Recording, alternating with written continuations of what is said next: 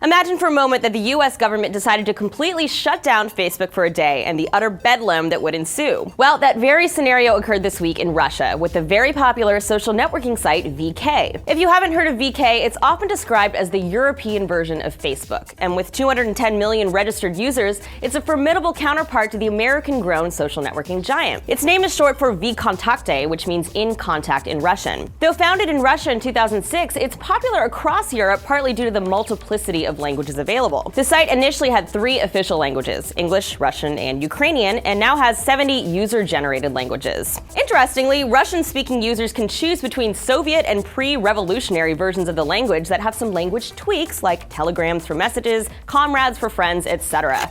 Private messages contain a stamp saying past server censorship, which is potentially ironic when you consider what happened this week. As context, back in 2012, Russia enacted a law which allows the government to blacklist websites without a trial. The stated purpose being to protect children from harmful content. On Thursday, VK was added to that blacklist for a few hours, so no one in Russia could access it. An official called it a human error, a claim which seems to belong in air quotes according to some. The founder of VK, Pavel Durov, has clashed with authorities in the past for allowing anti-Putin activists to coordinate protests on the site. And last month he was implicated in a traffic incident, one of these apparently quite common in Russia,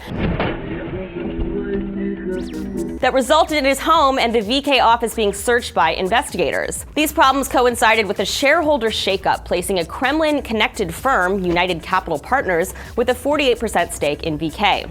Its president, Ilya Sherbovich, denies being an agent of Putin, as some have called him, but skeptics interpret the management shakeup and the outage as an attempt by the government to censor a social networking site used by hundreds of millions. Are you a VK user? What, if any, changes do you expect from the site? Let us know in the comments. For TFN, this is Annie. And while you're at it, go ahead and check out my new video series, Pick Your Poison, on our brand new TestTube network. Check it out at testtube.com or click the link to the left.